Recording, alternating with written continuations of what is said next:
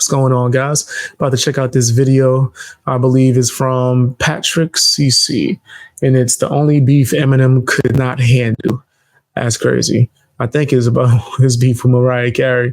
Let's check it out, man. It should be an interesting video. Check out the full video, original, uninterrupted by me, at Patrick CC's page. What if I told you one of the most vicious and savage diss tracks of all time was not a rap song, but rather a catchy pop song that teenage girls and moms all around the world loved? Now, the diss was aimed at a rapper, Eminem, who is known to destroy anyone who dares. He gotta be talking about the Obsessed record, right? Which was hard.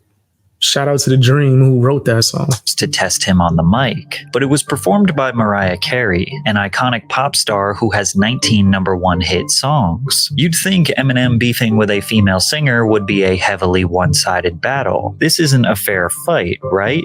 Wrong. This beef proved to be too much for Marshall Mathers to handle, and today we are going to break down exactly what happened in the only beef that Eminem ever lost. At the 43rd Annual Grammy Award, I remember Nick Cannon trying to fight him over that. I think Nick Cannon even did diss songs. It was horrible. It was horrible. It had a bunch of battle rappers on it. It still was trash. What is it? Elton John out here? Elton John and Eminem. Eminem performed his hit song Stan alongside Elton John. Mariah Carey was in the crowd watching and was wildly impressed with M's performance. Both Em and Mariah recall that she reached out to Marshall, asking if he wanted to. Hey, make sure you guys hit that follow button if you watch me on Twitch. If you watch me on YouTube, check me out on Twitch. Why not, man? That's why I be doing these topics live. I still stream on YouTube, but that's just my fun streams, man.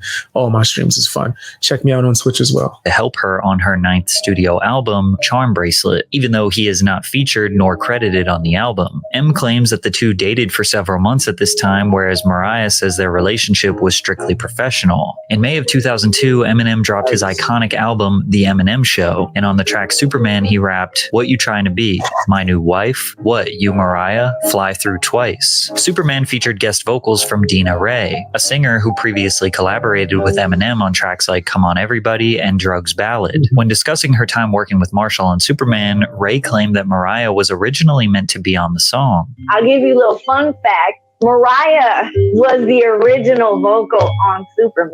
Whatever happened, happened. He was a little upset. And he called me, he said, call Dina. So I get flown in.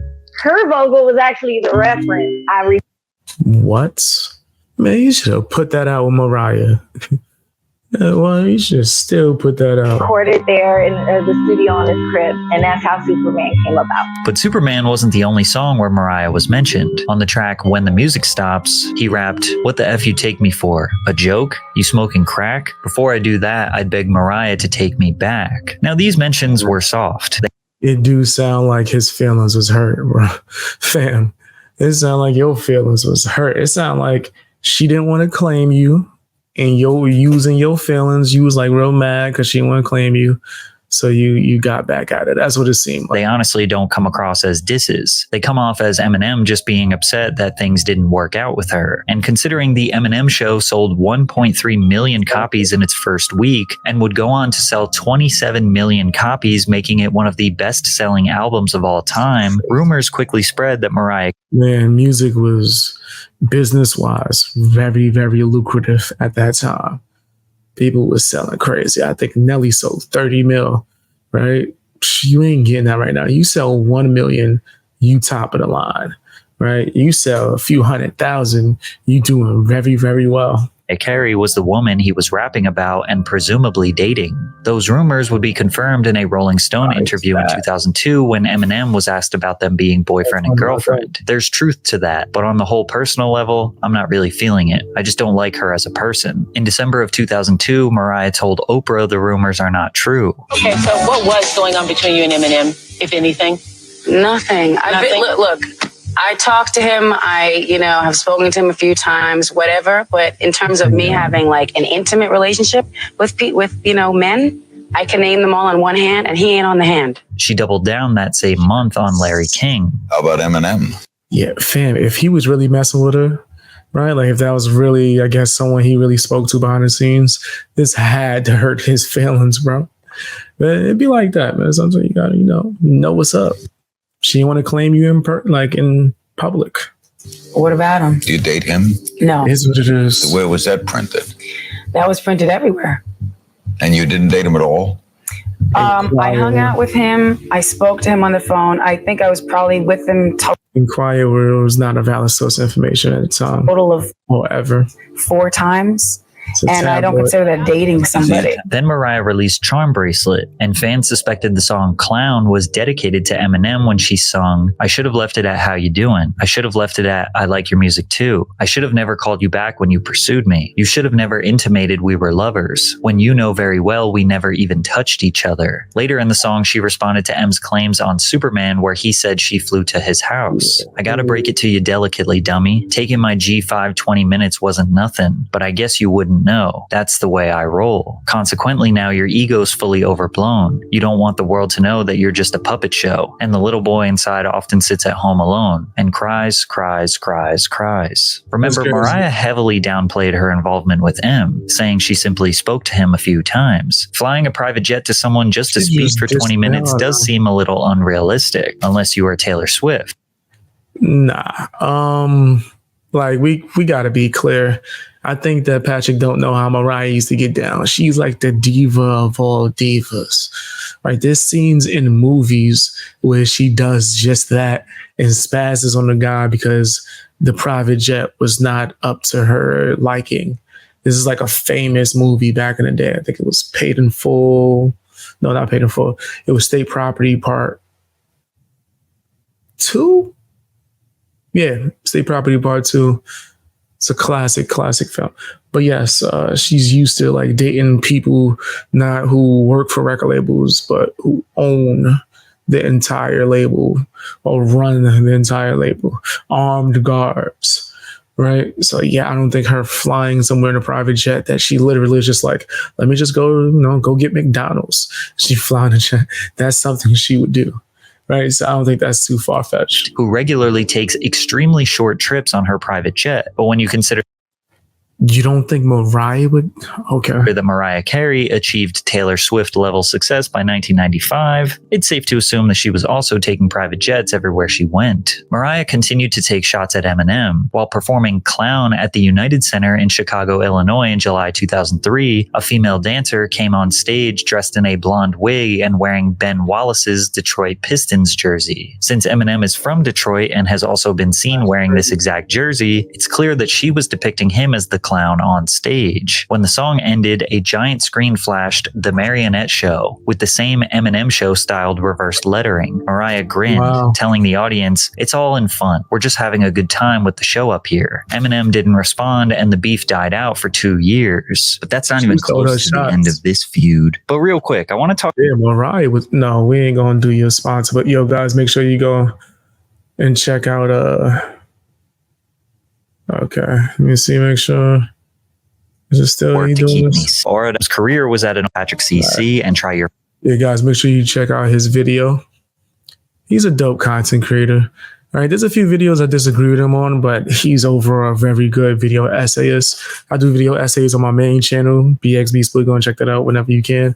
And I'm trying to like learn and step my game up. So right, I highly recommend his channel. Go and check him out. Your first 2 weeks for free. Thanks, Aura. But Eminem's career was at an all-time high, so it's likely he didn't respond because it didn't make sense to divert any of his success and attention to another artist. Universal Pictures released the drama film 8 Mile, a semi-autobiographical portrayal of Eminem's early life and his struggles to break into the hip-hop scene in Detroit. 8 Mile was a critical and commercial success, earning $242 million worldwide. Eminem also contributed to the soundtrack. Love that movie. I've watched it probably thousands of times. Which debuted at number 1 on the Billboard Hot 200, selling over 700,000 copies in its first week. The soundtrack's success can be credited to its lead single, Lose Yourself, which became Eminem's first Billboard Hot 100 number 1 single, remaining there for 12 consecutive weeks. Lose Yourself won the Academy Award for Best Original Song, making it the first hip-hop song to receive the award. It also won the Grammy Award for Best Rap Song and Best Rap Solo Performance. Then in 2004, 2004, Eminem released his fifth album, Encore. Although it received less favorable reviews from his previous albums, Encore still went #1 on the Billboard 200 and was certified quadruple platinum a month after its release. Eminem was an unstoppable force, and it seemed like he was just going to let his success slap Mariah in the face. But then in 2005, she had the biggest comeback of her career. Mariah released We Belong Together, which had the X factor that was missing from Mariah's catalog in the past few years. Critics praised the song's production, Carey's impressive vocal range, and the emotional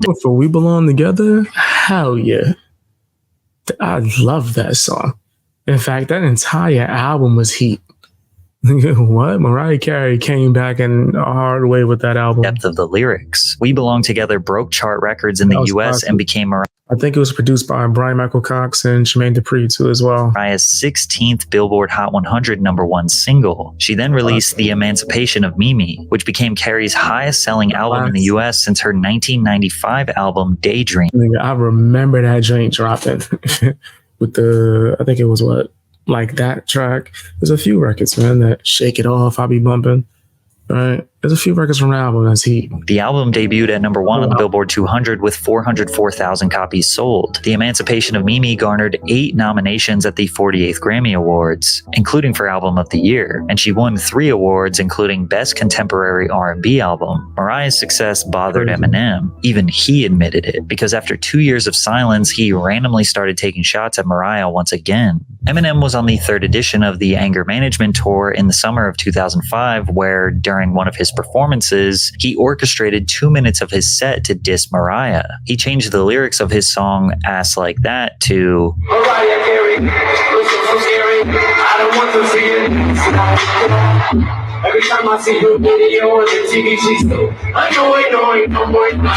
He then plays a snippet of her 2005 hit song We Belong Together before playing alleged private voicemails and detailing stories of their relationship. Who is that?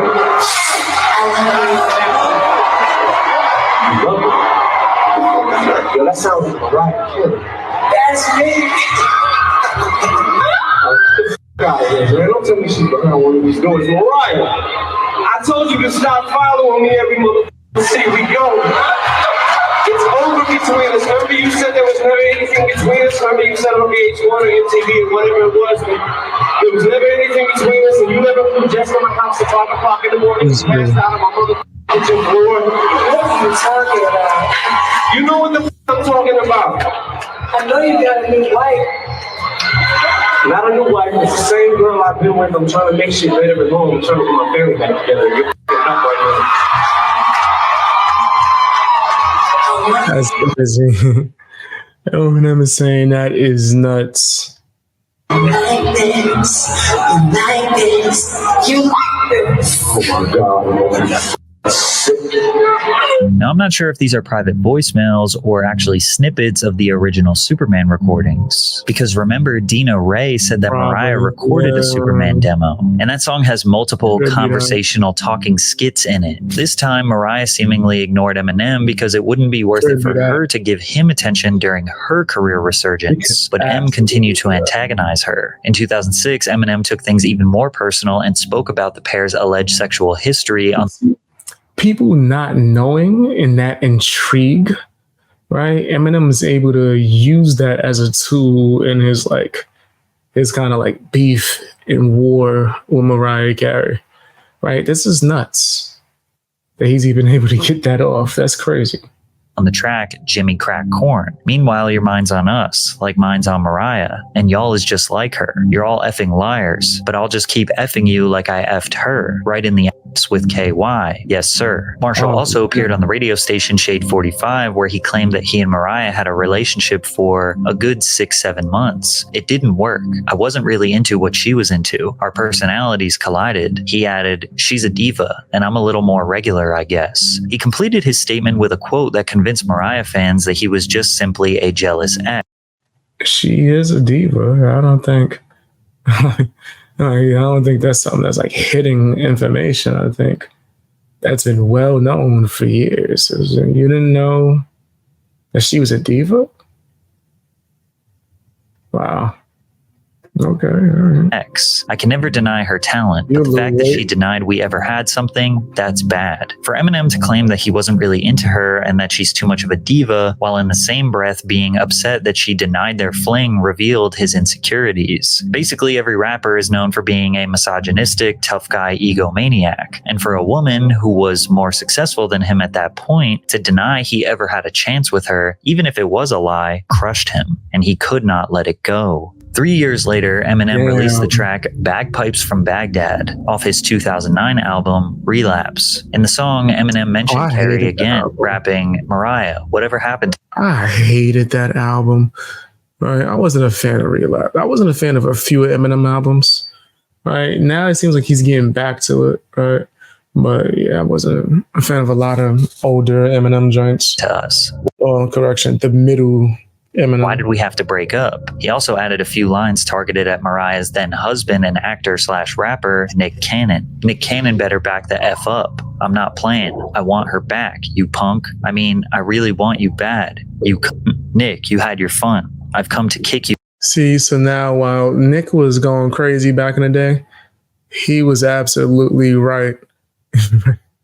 While he was going crazy back in the day, it seemed like this dude, Eminem, was out of pocket, like to the 10th power. Man, sometimes you gotta like chill out. You and your sack of junk. Then he later says, Nick Cannon, you prick, I wish you luck with the whore. Eminem fans believed he was just joking, whereas Mariah fans look at him as being genuinely desperate. You know, that's, come on, bro. Like, especially that was the mother of Nick Cannon's kids. All right, they were married. That was his wife. For her attention. Nick Cannon responded to Bagpipes from Baghdad in a now deleted blog post. I felt sorry for him because he must really be stuck in the past. Not only has his music not evolved, but also homeboy is still obsessed with my wife, the same female that wouldn't let him get to second base from 8 years ago. If Nick stopped there, he would have seemed like a respectable husband defending his wife. But as he kept typing, he just kept embarrassing himself. Then I asked myself, should I go find this bitch and whoop his little ass? Most people don't know I'm nice in the ring and have been training in boxing and martial arts for years. That would just be childish and silly of me to bully this dude. I thought we got past the days where white men could spew vulgar obscenities at our beautiful queens and get away with it. This act of racist bigotry cannot go unnoticed. I was going to let you get away with the martial arts stuff. Like, what are you talking about? What are you talking about, Nick? So, Miss Marshall, I'm going to make you wish you never spoke my name and regret the ungodly things you said about my wife. You will now be known as the rapper who lost to corny-ass Nick Cannon. Eminem sarcastically responded to Nick's comments in an interview with Tim Westwood TV. Nah, I mean, with the song with Bagpipes from Baghdad, there's a line on there that was a little harsh. I said it, it wasn't like, I had no idea that he was going to take it like he took it. He took it. I had no idea that Nick Cannon was going to start wilding out on me. Wilded out? I mean, what is his problem? I don't know. I heard about some of the things he was saying. I mean, he said some mad things read his blog or anything like that. Yeah, I think he was wilding towards the end of that, but don't, like, Eminem's trolling. You can't sit and act like you didn't say nothing that would deserve that type of reaction. It's his mission now, he's saying. Oh, well, I didn't know that.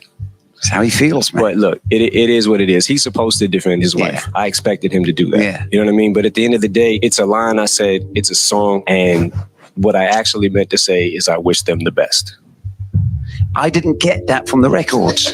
But that's what I meant to say. I listened to... Still, Eminem's frequent mentioning of Mariah seemed unwarranted, especially since she hadn't mentioned him publicly since 2003. One could describe his behavior as obsessive. At least, that's how Mariah viewed it. And this inspired Mariah to drop one of the most ruthless, cutthroat disses of all time in the form... I can understand, right? And I don't want to be on some simp, but I can understand. It's like, damn. Right, even if you did date, it was for so long ago, for such a short period of time, bro. It's only ego for you to keep doing things and mentioning it. Of a catchy pop anthem called Obsessed. While not mentioning anyone specific, the song addresses a person who is obsessed with Mariah despite her lack of interest. She sings, "Why you so obsessed with me? Boy, I want to know. Lying that you're sexing me when everybody knows. It's clear that you're upset with me." Throughout the track, there aren't really any bold claims, damning evidence, or lyrics that are extremely extremely harsh towards Eminem. It's just a sassy, catchy, and fun banger that absolutely dominated popular radio in 2009. The song debuted at number 11 on the Billboard Hot 100, making it Carey's highest debut in over a decade. Every girl in the club, soccer mom in a minivan, and don't lie, even the tough guys were singing these lyrics all summer long. To make matters worse for Em, in the music video, she portrays both herself and a bellhop who is secretly obsessed with Mariah Carey. The stalker follows. Yeah, Dream killed this. I swore he wrote this. I think he did, yeah. He killed this. It's a very good song. Mariah around wearing a large gray hoodie and sweatpants, meant to resemble Eminem. At the stalker's home, they have posters of Mariah as well as other pieces of memorabilia everywhere. And this is particularly creative, seeing as M is the same person who made Stan, which resembled a similar obsession with a high-profile musician. This is the highest level of trolling and pettiness I have ever seen in a music video. Obsessed is truly one of the best diss tracks of all time for its simplicity, catchiness, and replay value. Not to mention the layer of truth in the song. And as you can imagine, Eminem was angry and he needed to respond. Less than 2 weeks after Obsessed dropped, on July 30th, 2009, Eminem retaliated with The Warning, a diss track produced by Dr. Dre where he provides explicit details about his alleged relationship with Carey, including. You already know how I feel about Dr. Dre with his nasty self. Dr. Dre, aka Ike Turner. Beats by Dre, he has a real meaning. Including intimate descriptions and references to private conversations. M's anger can be felt in this song from the very beginning as he starts the track with, only reason I dissed. M's anger can be with Carey, including intimate descriptions and references, explicit details about his alleged relationship with Carey, including intimate descriptions and references to private conversations. M's anger. Yo, M, you gotta let it go. You gotta let this nigga, he held on to this for life. Let it go, bro. Can be felt in this song from the very beginning as he starts the track with, only reason I dissed you in the first place is because you denied seeing me. Now I'm pissed off. He addressed her record. That's insane. Then he admits to being King Simp. He admits to being King Simp. Hi, are you noticing that it takes a long time for her to reply to your text? That she only calls you when she's on her way somewhere. She always tells you how funny you are. Every time you think that you're about to get a chance with her, she got a new boyfriend. Guess what, fam? She don't like you, motherfucker. She don't. You in the friend zone, bro. Most people think there's only two options. Become an incel or become a simp. We don't want to be neither one of those. At least I would hope my viewers don't. So I got the solution. If you're looking for it, call 1-800-STOP BEING A BITCH. I repeat, that's 1-800-STOP BEING A BITCH. She don't like you. So what? So the fuck what? Move on, bruh. If you're one of those motherfuckers that want to just stay there, you just want to last forever. It's like, oh, eventually she'll see me. Okay, keep your bitch ass there. While me and Tony over here gonna be banging that back out, you gonna be just, just sad over there with the lonely face. Just like,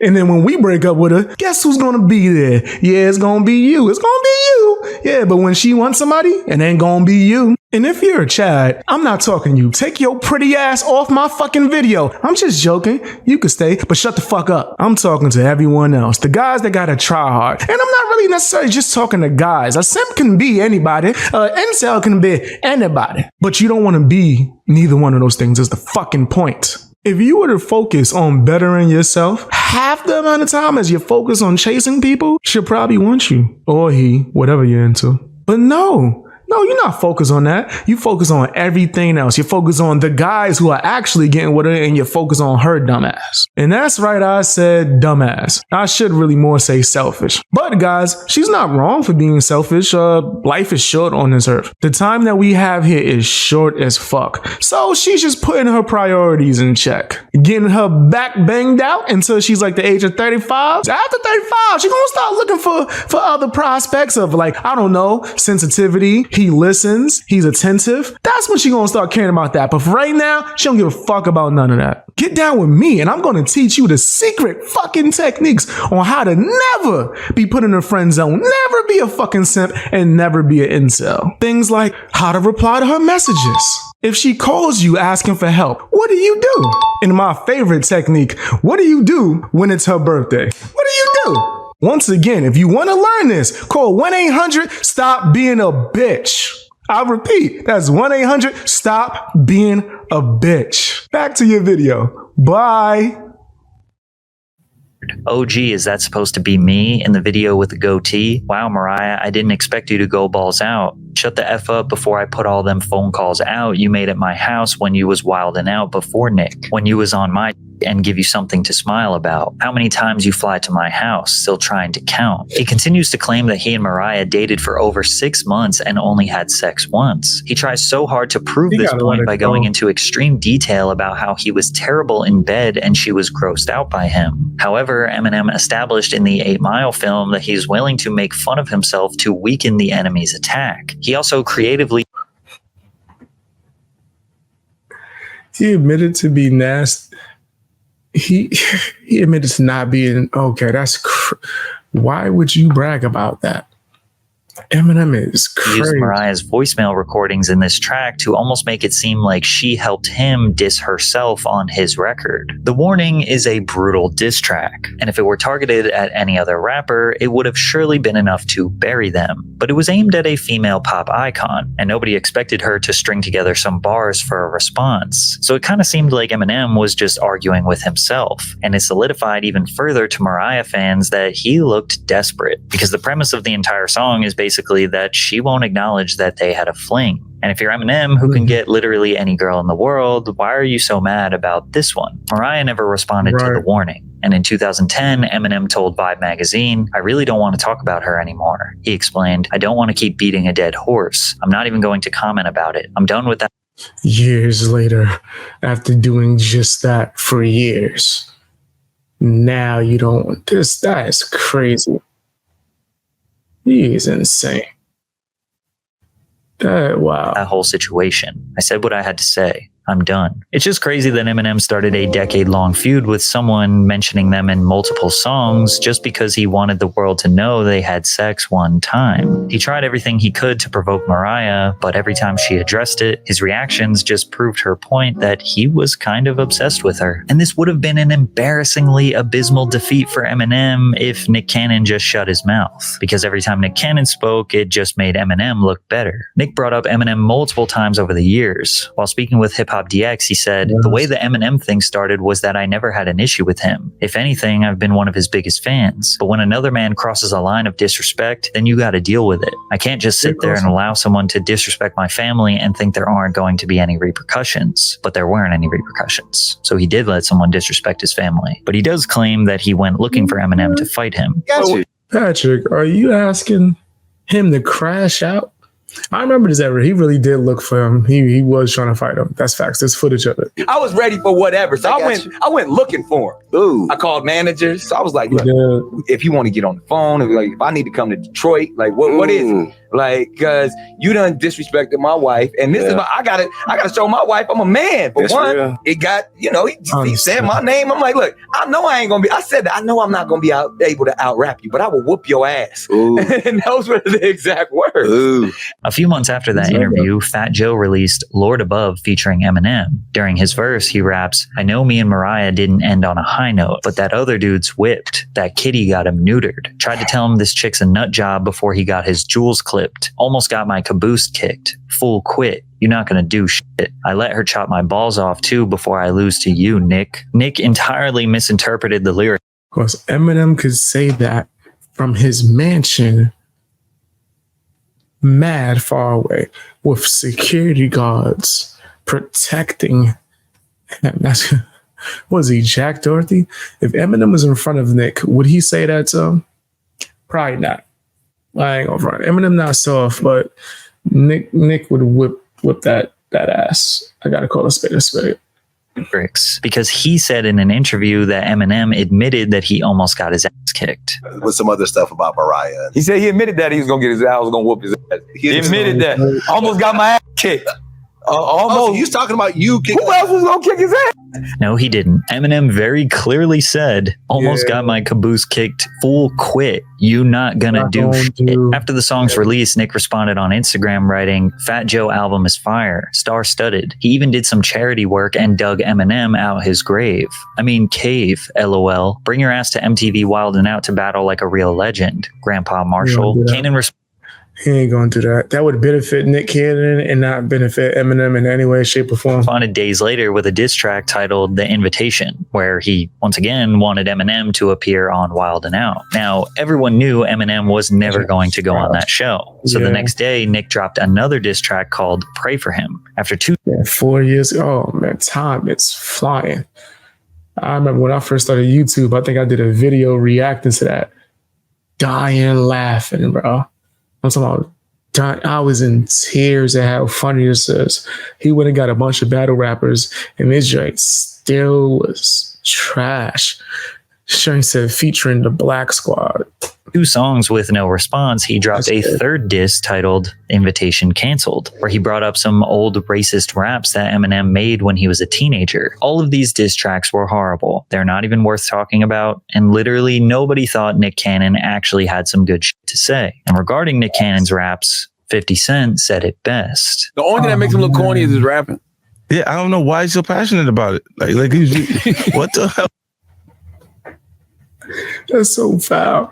All right, listen, I hear people say that because Nick Cannon had a dope album that I don't think he ever dropped. Now, I say this because I used to be the heavy Nick Cannon fan since the old school Nickelodeon days. And I followed his music career. He had Your Pops Don't Like Me, which was okay. That first album had a few songs. My Rib, I think it was a song, Whenever You Need Me, with Mary J. Blige. That was a dope record. So it had a few records. But then when he got older, he came out with a song called Cannot Live. Anthony Hamilton, fire. Don Peace, featuring Izzy Battle, fire. That album, I don't think it ever came out. That album would have made people respect him more because that was the one where he really took his time and he had like help from Kanye West. And I don't think it ever came out. Right? I remember It's Your Birthday. That was a dope song with Fat Man Scoop. Right? He had some heat. It just never got put out. So no one took him seriously. They still remember Nickelodeon and then all the other stuff he did independently. But I don't know why he never put that album out. Maybe it got shelved. What's going on?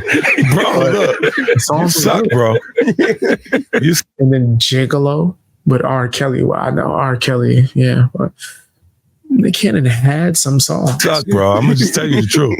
Like, there's never a moment where you said something and we was like, ooh, bars. Eminem did respond with a tweet. I demand. One of the most memorable Kanye West bars. I make it Black History every month or day. I don't need a month. I make Black History every day. I don't need a month. Nick Cannon wrote that. So Nick Cannon has wrote a bar that made people go, ooh, right? And I rock with 50 Cent, but he's a little wrong on this one. Not saying that Nick Cannon's talented now. He had one album. One. I'm telling you, just dig in the archive and release that. And an apology, Nicholas. You've made my gardener so jealous. Somehow Mariah Carey's ex-husband managed to be so cringe, annoying, and pathetic that it made Eminem fans rationalize him as the winner of the feud. But in reality, Eminem and Mariah had a fling, then she brushed him off like just another random dude she was moderately interested in, and his ego was crushed for a decade. Yeah, no, that's facts. He even admitted it. He said it himself in a song. Yeah, sometimes as a man, you just got to learn how to just brush certain things off, man. Move on.